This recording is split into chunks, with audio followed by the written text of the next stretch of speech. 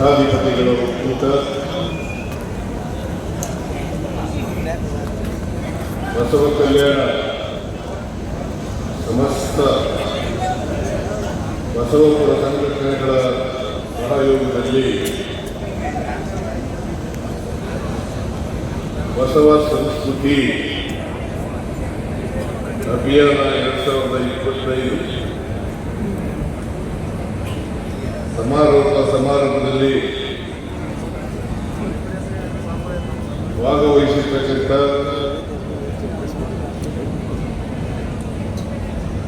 ಪರಮ ಪೂಜ್ಯ ಬಸವಪುರ ಮಠಾಧಿಪತಿಗಳಲ್ಲಿ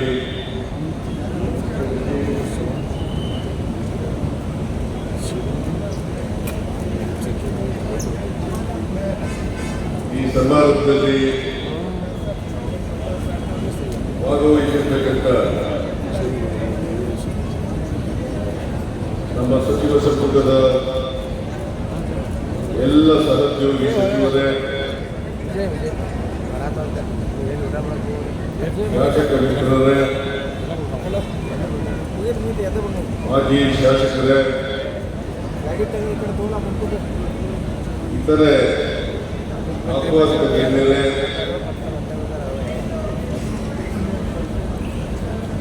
ಈ ಸಮಾರಂಭದಲ್ಲಿ ಭಾಗವಹಿಸಿರ್ತಕ್ಕಂಥ ಆತ್ಮೀಯ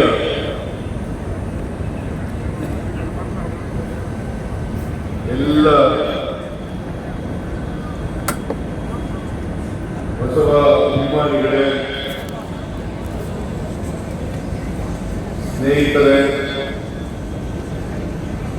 ಮಾಧ್ಯಮದ ಹಿರಿಯರೇ,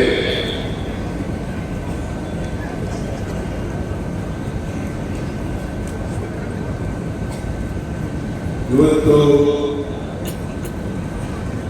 ನನಗೆ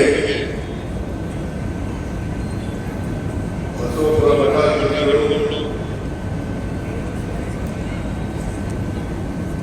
ಮತ್ತು ಬಸವ ಕಲ್ಯಾಣ ಸಮಸ್ತ ಬಸವಪುರ ಸಂಘಟನೆಗಳ ಒಕ್ಕೂಟದವರು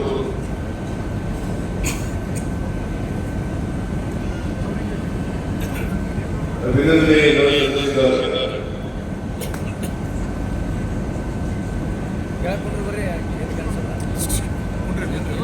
ಕಾರಣ ಯಾಕಂದ್ರೆ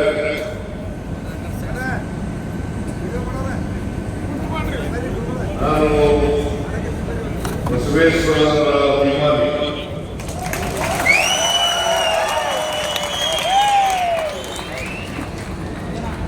ಅವರ ತತ್ವ ಸಿದ್ಧಾಂತಗಳಲ್ಲಿ ನಂಬಿಕೆ ಇಟ್ಕೊಂಡಿರ್ತಕ್ಕಂಥವ್ರು, ಬದ್ಧತೆ ಇಟ್ಕೊಂಡಿರ್ತಕ್ಕಂಥವ್ರು. ಆ ಕಾರಣಕ್ಕೋಸ್ಕರ ಬಸವಣ್ಣನವರನ್ನ, ವಿಶ್ವಗುರು ಬಸವಣ್ಣನವರನ್ನ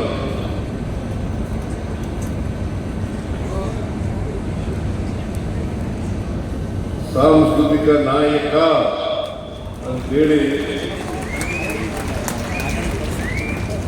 ನಮ್ಮ ಸರ್ಕಾರ ನಾಮಕರಣವನ್ನು ಮಾಡಿದೆ.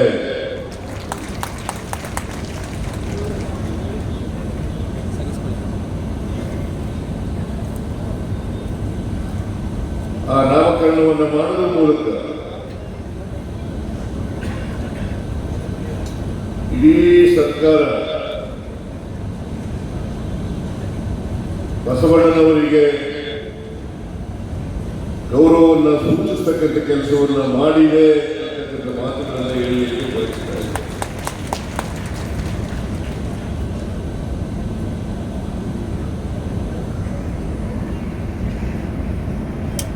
ಬಸವಣ್ಣವರ ಮತ್ತು ಅವರ ಎಲ್ಲ ಶರಣರ ತತ್ವಗಳು ಎಂದೆಂದಿಗೂ ಪ್ರಸ್ತುತ.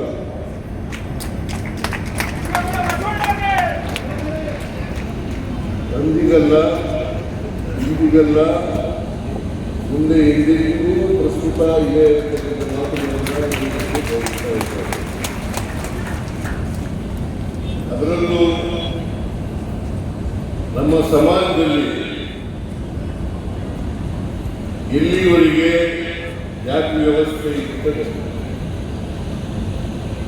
ಎಲ್ಲಿವರೆಗೆ ಮೇಲು ಕೀಳು ಅಂತಕ್ಕಂಥದ್ದು ಇರ್ತದೆ, ಎಲ್ಲಿವರೆಗೆ ಚಿತ್ರಣ ವ್ಯವಸ್ಥೆ ಇರ್ತದೆ, ಅಲ್ಲಿವರೆಗೂ ಕೂಡ ಇದು ಬಸವಣ್ಣನವರ ತತ್ವಗಳು, ಬಸವಾದೀಶರ ತತ್ವಗಳು ಅತ್ಯಂತ ಪ್ರಸ್ತುತ ಅಂತಕ್ಕಂಥ ಮಾತುಗಳನ್ನು ಹೇಳಲಿಕ್ಕೆ ಬಯಸ್ತಾ ಇದ್ದೇನೆ. ಬಸವಾದೀಶರು ಸಮಾಜದಲ್ಲಿ ಜಾತಿ ರಹಿತವಾದಂಥ, ವರ್ಗರಹಿತವಾದಂಥ, ಸಮಾನತೆಯಿಂದ ಕೂಡಿರ್ತಕ್ಕಂಥ ಮಾನವ ಸಮಾಜದ ನಿರ್ಮಾಣದ ಕನಸನ್ನು ಕಂಡಿದ್ರು ಅಂತಕ್ಕಂಥದ್ದನ್ನು ನಾವು ಯಾವತ್ತೂ ಕೂಡ ಮರೆಯಲಿಕ್ಕೆ ಸಾಧ್ಯ ಇಲ್ಲ. ನಾವೆಲ್ಲರೂ ಕೂಡ ಮೂಲತಃ ಮಾನವರು, ಆಮೇಲೆ ಭಾರತೀಯರು.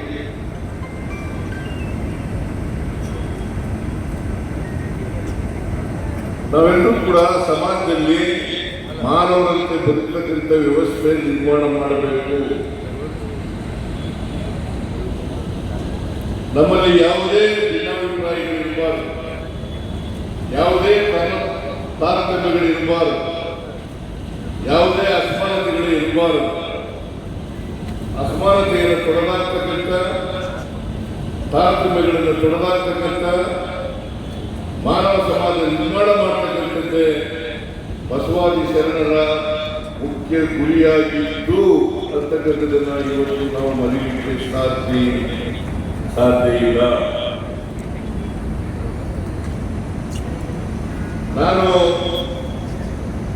ಬಹುಶಃ ಕಾನೂನು ವಿದ್ಯಾರ್ಥಿಗಳಿಂದ ಇವತ್ತು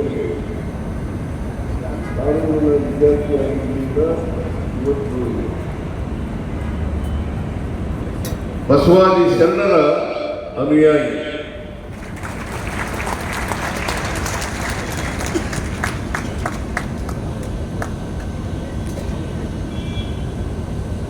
ಬಾಬಾ ಸಾಹೇಬ್ ಅಂಬೇಡ್ಕರ್ ಅವರು ಕೂಡ ನಮ್ಮ ಸಂವಿಧಾನದಲ್ಲಿ ಪ್ರಿಯಾಂಬಲ್ನಲ್ಲಿ ಬಸವಾದಿ ಶರಣರು ಹೇಳಿದಂಥ ವಿಚಾರಗಳನ್ನೇ ಅಳವಡಿಸಿದ್ದಾರೆ.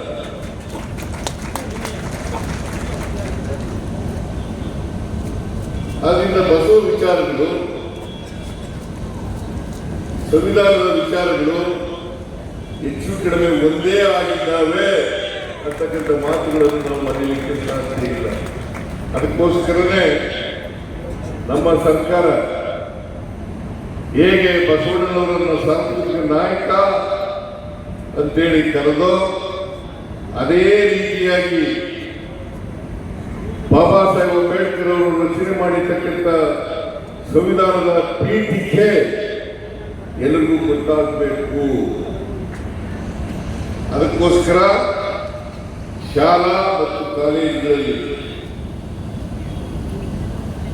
ಗ್ರಾಂಟೆಡ್ ಇನ್ಸ್ಟಿಟ್ಯೂಷನ್ಗಳಲ್ಲಿ ಎಲ್ಲ ಕಡೆ ಸಂವಿಧಾನದ ಪೀಠಿಕೆಯನ್ನು ಓದಿಸ್ತಕ್ಕಂಥ ಕೆಲಸವನ್ನು ಮಾಡ್ತಾ ಇದ್ದೀವಿ.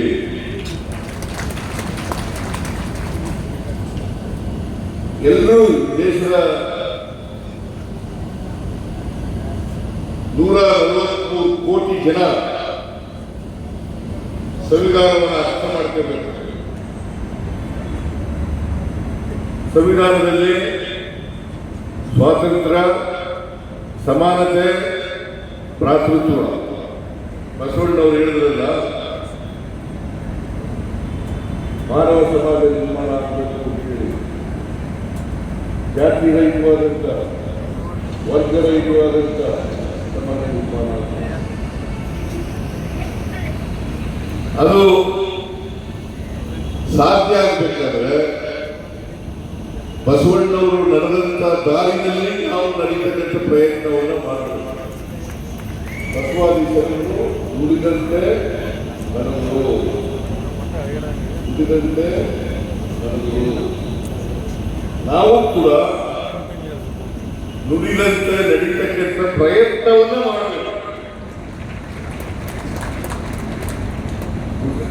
ನುಡಿದಂತೆ ನಡೆಯುವ ಪ್ರಯತ್ನವನ್ನ ಮಾಡಬೇಕು.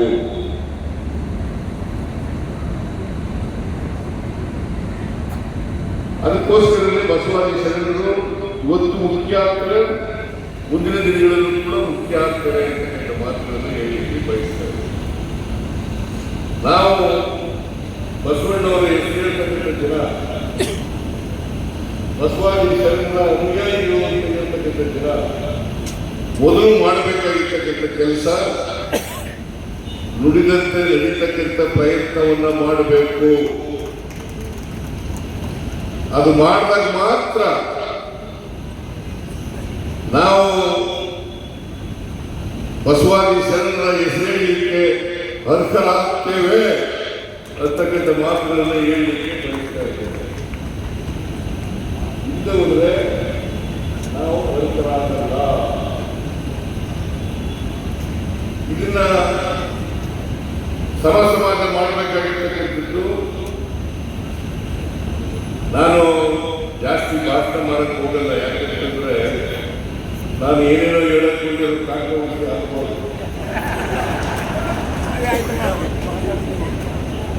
ಅದಕ್ಕೋಸ್ಕರ ಜಾಸ್ತಿ ಭಾಷಣ ಮಾಡಕ್ಕೆ ಹೋಗಲ್ಲ.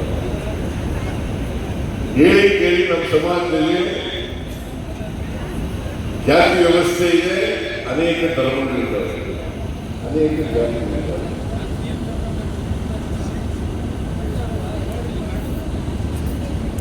ನಾನು ಒಂದು ಮಾತನ್ನ ಈ ಸಂದರ್ಭದಲ್ಲಿ ಹೇಳಲಿಕ್ಕೆ ಬಯಸ್ತಾ ಇದ್ದೇನೆ. ನಾವೆಲ್ಲರೂ ಶೂದ್ರರು.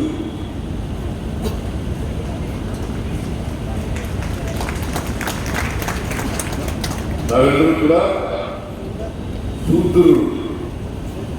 ಚತುರ್ಣ ವ್ಯವಸ್ಥೆಯಲ್ಲಿ 4ನೇ ಸ್ಥಾನ ನಮಗೆ.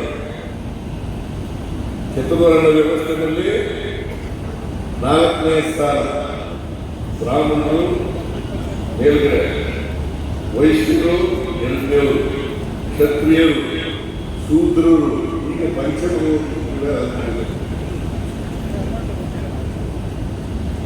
ನಾವೆಲ್ಲ ಒಂದೇ, ಯಾವುದೇ ಜಾತಿ ನಾವೆಲ್ಲ ಒಂದೇ. ಅದಕ್ಕೋಸ್ಕರ ಬಾಬಾ ಸಾಹೇಬ್ ಅಂಬೇಡ್ಕರ್ ಒಂದು ಮಾತನ್ನ ಹೇಳ್ತಾರೆ. ಯಾವಾಗ ಅಂತಂದ್ರೆ 1949 ನವೆಂಬರ್ 25ನೇ ತಾರೀಕು. 1949 ನವೆಂಬರ್ 25ನೇ ತಾರೀಕು ನಮ್ಮ ಸಂವಿಧಾನ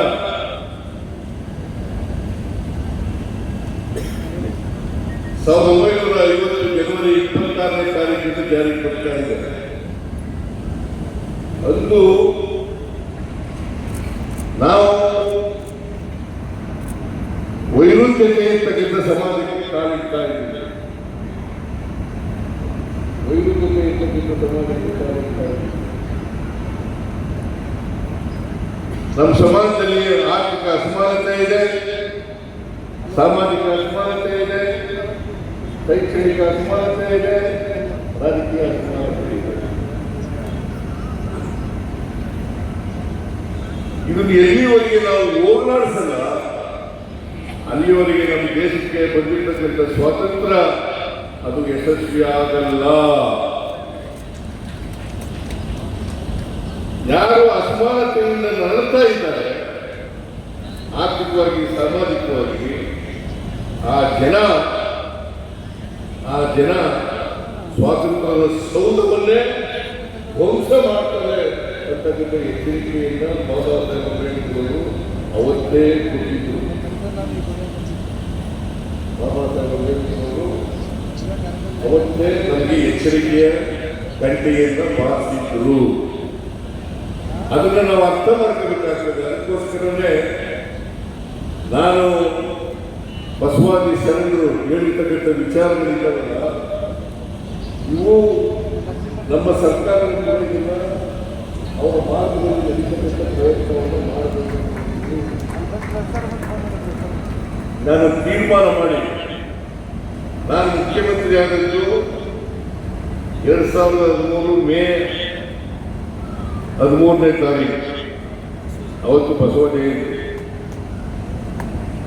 2013 ಮೇ 13 ಅವತ್ತು ಬಸವ ಜಯಂತಿ.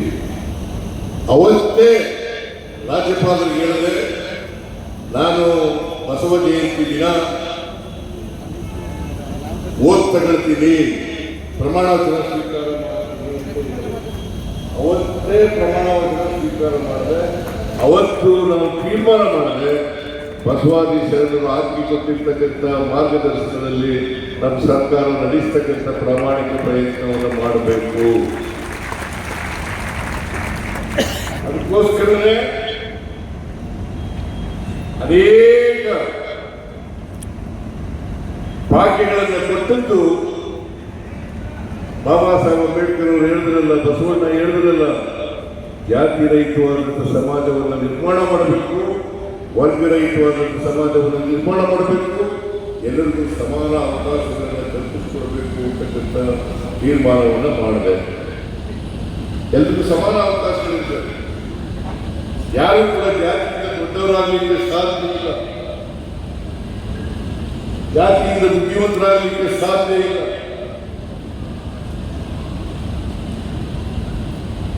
ನಾವು ಯಾವುದೋ ಜಾತಿಗಳಲ್ಲಿ ವಿಭಿನ್ನವಾದಂಥ ಜಾತಿ ವ್ಯವಸ್ಥೆ ಇದೆ, ಅದಕ್ಕೋಸ್ಕರ ಹೋಗ್ತೀವಿ. ನಾನು ಕುರುಬರ ಜಾತಿಗಳು ಇರಬೇಕು ಅಂತ ಅರ್ಜಿ ಆಗೋದಿಲ್ಲ. ಜಾತಿ ವ್ಯವಸ್ಥೆ ಕುರುಬರ ಜಾತಿ ಇತ್ತು, ಅದಕ್ಕೋಸ್ಕರ ಹೋಗ್ತಿದ್ದೀನಿಲ್ಲ. ಹಾಗಂತೇಳಿ ನಾನು ವಿದ್ಯೆ ಕಲಿಯಲಿಕ್ಕೆ ಅನರ್ಹ, ನನಗೆ ಪ್ರತಿಭೆ ಇಲ್ಲ ಅಂತ ಹೇಳ್ತಕ್ಕಂಥದ್ದಿದೆಯಲ್ಲ, ಇದು ಪಟ್ಟಭದ್ರರು ಹೇಳ್ತಕ್ಕಂಥ ಮಾತುಗಳು ಅಂತಕ್ಕಂಥದ್ದನ್ನ ಅರ್ಥ ಮಾಡಿ. ಇದರಿಂದ ಯಾರಿಲ್ಲ ದೊಡ್ಡವರಾಗಲಿಕ್ಕೆ ಸಾಧ್ಯ ಇಲ್ಲ.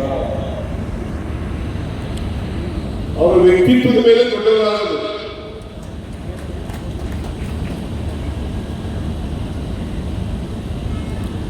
ಜ್ಞಾನ ಇರಲಿಲ್ಲ, ಯಾರ ಪುಣ್ಯನೇ ಗೊತ್ತಲ್ಲ. ಹಾಗಿದ್ರೆ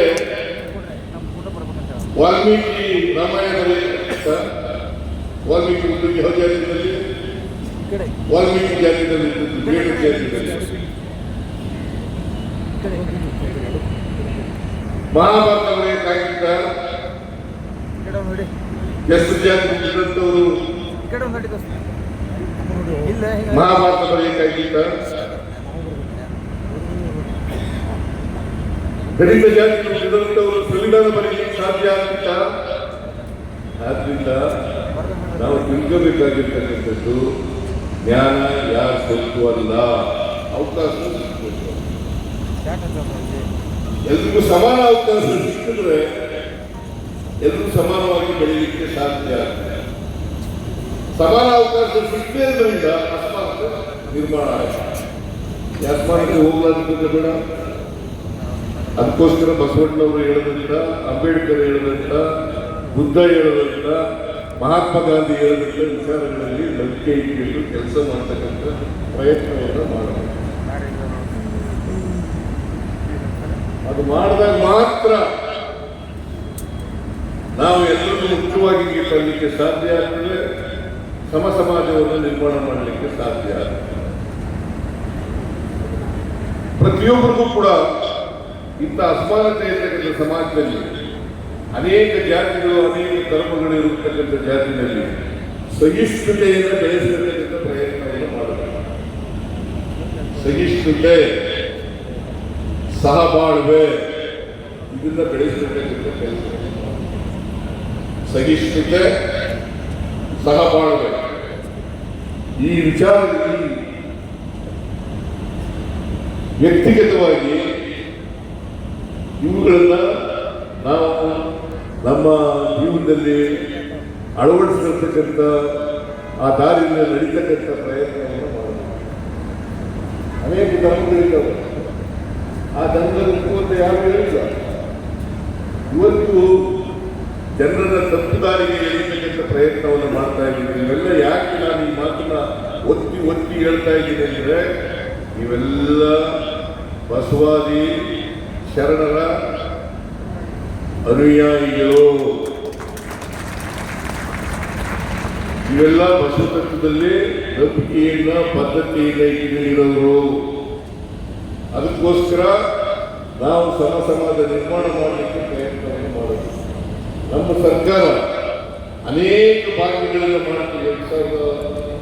2013 ಆಮೇಲೆ ಮತ್ತೆ 2023 ನಾನು ಮುಖ್ಯಮಂತ್ರಿ ಆದ ಮೇಲೆ ಮತ್ತೆ ಅನೇಕ ಗ್ಯಾರಂಟಿ ಯೋಜನೆಗಳನ್ನು ಜಾರಿ ತರ್ತಕ್ಕಂಥ ಪ್ರಯತ್ನವನ್ನು ಮಾಡೋದು.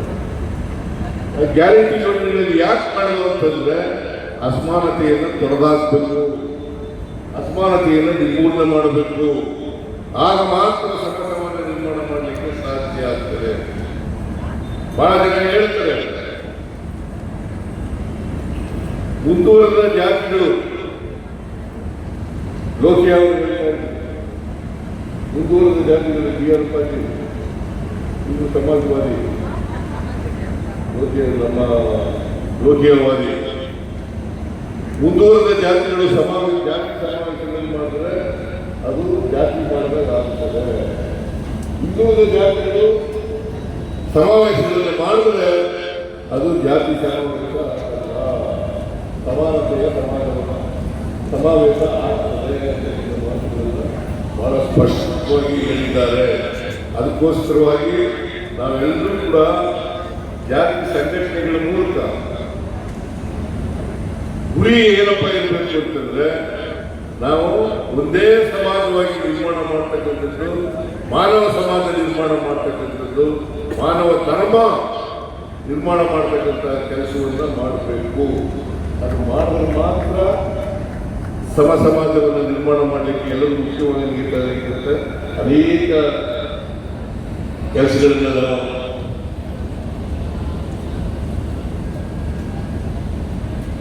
ಅದಕ್ಕೆ ಬಸವಾದಿ ಸಂಘಗಳು ನಮ್ಮ ಜಾತಿ ವ್ಯವಸ್ಥೆ ಹೇಗಿದೆಯಪ್ಪ ಅಂತಂದ್ರೆ, ಜಡತ್ವದಿಂದ ಕೂಡಿರ್ತಕ್ಕಂಥ ಜಾತಿ ವ್ಯವಸ್ಥೆ, ಜಡತ್ವದಿಂದ ಕೂಡಿರ್ತಕ್ಕಂಥ ಜಾತಿ ವ್ಯವಸ್ಥೆ. ನಮ್ಮ ಜಾತಿ ವ್ಯವಸ್ಥೆಗೆ ಸಲಹೆ ಇಲ್ಲ. ಅದಕ್ಕೆ ಭಗವಂತವರು ಒಂದು ಹೊಸ ಧರ್ಮವನ್ನೇ ಉಂಟಾಗಿದ್ರು.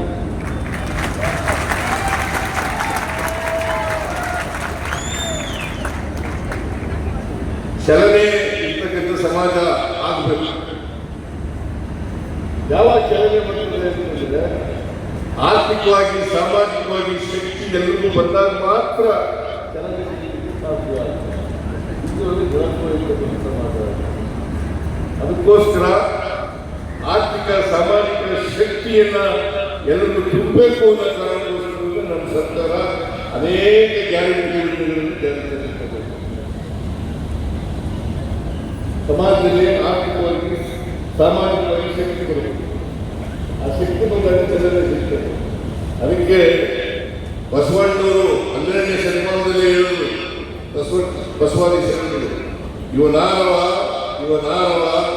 ನಾರವ ದಿನಿಸದಿರಯ್ಯ, ಇವ ನಮ್ಮವ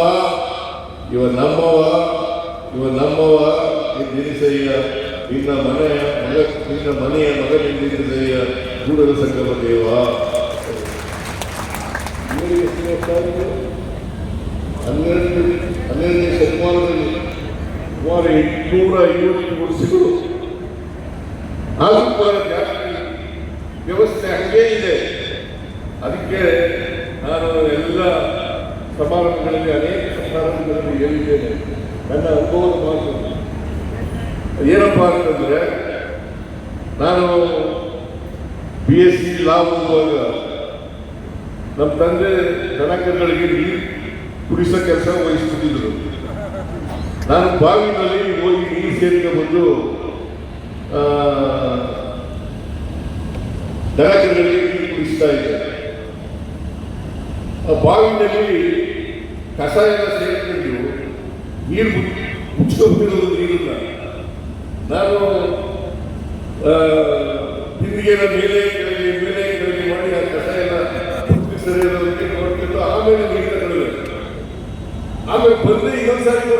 ಬಿಚ್ಚುತ್ತದೆ. ಹೀಗೆ ನಮ್ಮ ಜಾತಿ ವ್ಯವಸ್ಥೆ ಇದೆಯಲ್ಲ, ಅನೇಕ ಸಮಾಜ ಸುಧಾರಕರು ಅನೇಕ ಸಮಾಜ ಸುಧಾರಕರು ಜಾತಿನ ಈ ಬದಲಾವಣೆ ಮಾಡಬೇಕು ಅಂತ ಪ್ರಯತ್ನ ಮಾಡ್ತಾರೆ. ಅವ್ರು ಹೋದ ಮೇಲೆ ಮತ್ತೆ ಕೆಲಸ ಆಗ್ತದೆ.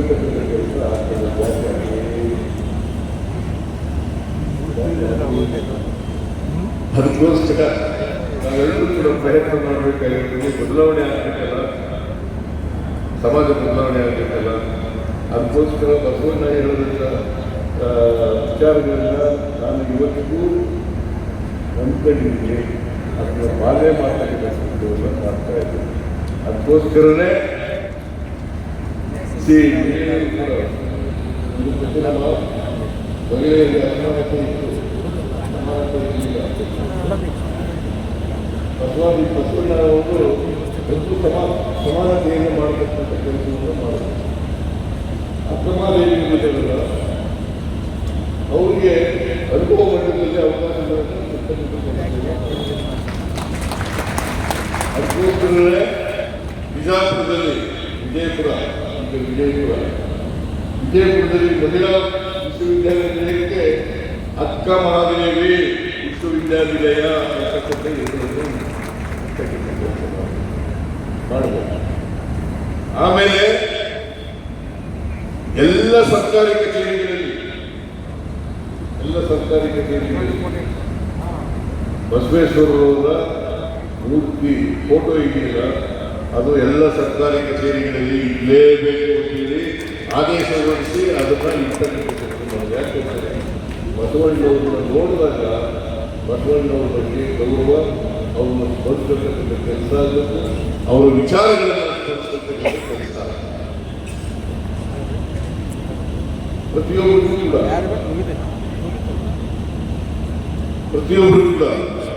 ವಿದ್ಯಾವಂತರಿಗೆ, ವಿಶೇಷವಾಗಿ ವಿದ್ಯಾವಂತರಿಗೆ, ಸರ್ಕಾರಿ ಸೇವೆಯಲ್ಲಿರ್ತಕ್ಕಂಥ ಅವರು ಎಲ್ಲ ಓದಿರ್ತಕ್ಕಂಥ ಜನ ಅವರು ಸ್ಪರ್ಶಿಸ್ತಕ್ಕಂಥ ಕೆಲಸವನ್ನು ಮಾಡಬೇಕು.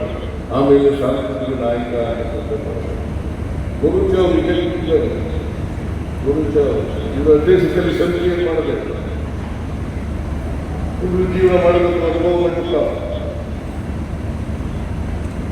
ಅನುಭವ ಮಂಟಪ ಜೀವನ ಮಾಡಬೇಕು ಅಂತೇಳಿ ಇವರ ಅಧ್ಯಕ್ಷರಲ್ಲಿ ವರದಿ ಕೊಡಲಿಕ್ಕೆ ಸಮಿತಿಯನ್ನು ಮಾಡಿದೆ.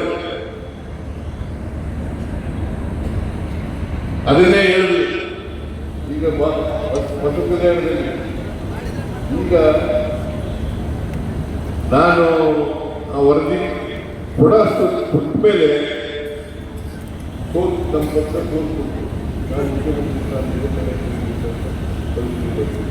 ಬಟ್ ಈಗಲೂ ಕೂಡ ಕುಂತ ನಡೆದಿದೆ. ಮುಂದಿನ ವರ್ಷದೊಳಗಡೆ ಅನುಭವ ಮಂಟಪವನ್ನು ಸಂಪೂರ್ಣಗೊಳಿಸತಕ್ಕಂಥ ಕೆಲಸವನ್ನು ಮಾಡ್ತೇವೆ.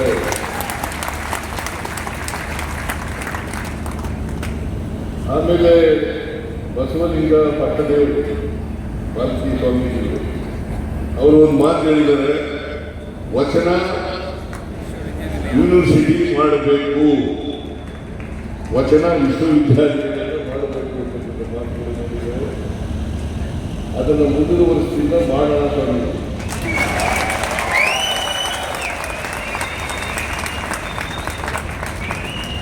ನಾನು ರಾಜಕೀಯದಲ್ಲಿ ಏನು ಮಾತು ಕೊಡ್ತೇನೆ ಆ ಮಾತುಗಳನ್ನ ನಡೆಸ್ತಕ್ಕಂಥ ಕೆಲಸವನ್ನ ಮಾಡುತ್ತೇನೆ ಅಂತ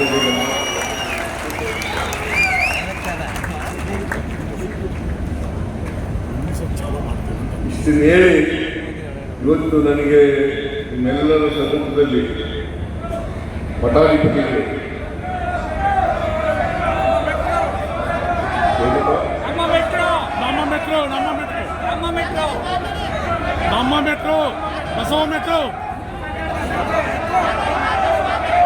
ನಮ್ಮ metro Basava metro Basava metro Namma metro Basava metro metro metro metro Namma metro ಹೆಸರು ಬಸವ ಮೆಟ್ರೋ ಬಸವ ಮೆಟ್ರೋ ಮೆಟ್ರೋಗೆ ಬಸವಣ್ಣವ್ರ ಹೆಸರು ಇರಬೇಕು ಅಂತೇಳಿ ಅವರೆಲ್ಲ ಅದಕ್ಕೆ ಮಾಡ್ಕೊಳ್ತಾ ಇದ್ದಾರೆ.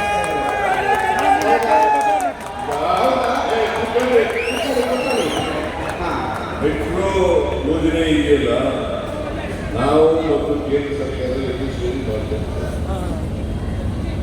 ಕೇಂದ್ರ ಸರ್ಕಾರ ಮತ್ತು ರಾಜ್ಯ ಸರ್ಕಾರ ಎರಡೂ ಸೇರಿ ಮಾಡ್ತೇವೆ. ನಮ್ಮ ಪಾಲ್ ಜಾಸ್ತಿ ಇರ್ಬೋದು, ಮೆಟ್ರೋ ಶಿಫಾರಸು ಮಾಡಿ. ನಮ್ಮ ಪಾಲು ಜಾಸ್ತಿ ಇಲ್ಲ, 9%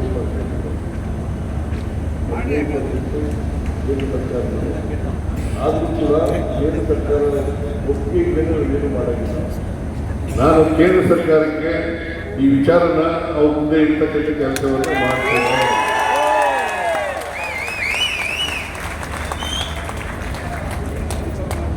ಬಸವಣ್ಣವರ ಬಗ್ಗೆ ನೀವು ಹೇಳಬೇಕಾಗಿಲ್ಲ, ನೀವು ಒತ್ತಾಯ ಮಾಡಬೇಕಾಗಿಲ್ಲ. ನನಗೆ ಬಸವಲಿಂಗ ಪಟ್ಟದೇವರು ಒಂದು ಸ್ವಾಮೀಜಿಗಳು ಮತ್ತು ಅನೇಕ ಸ್ವಾಮೀಜಿಗಳನ್ನು ಬಂದಿದ್ದರು. ಒಂದು ಬಸವಣ್ಣನವರನ್ನ ಸಾಂಸ್ಕೃತಿಕ ನಾಯಕ ಅಂತ ಮಾಡಬೇಕು ಅಂತ ಹೇಳಿದ್ರೆ ಕೂಡಲೇ ಒಪ್ಪಿಕೊಂಡು ಆದೇಶ ಮಾಡಿದ್ದಾರೆ.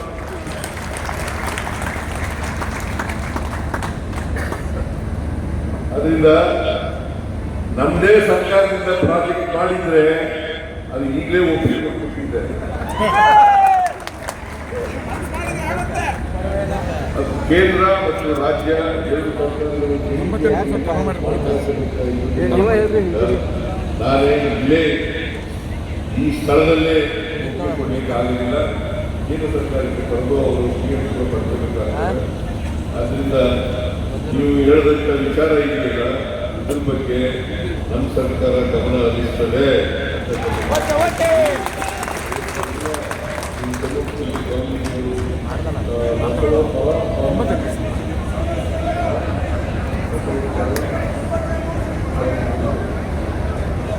ಇವೆಲ್ಲ ನನಗೆ ಅಭಿನಂದನೆ ಹೇಳ್ತಿದ್ದೀನಿ. ಅದಕ್ಕೋಸ್ಕರ ನಿಮ್ಮೆಲ್ಲರಿಗೂ ಕೂಡ ಶರಣಾರ್ಥಿಗಳು.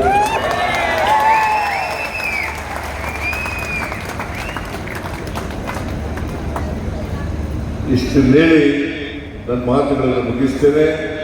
ಜೈ ಹಿಂದ್, ಜೈ ಕರ್ನಾಟಕ, ಜೈ ಸಂವಿಧಾನ, ಜೈ ಬಸವೇಶ್ವರ.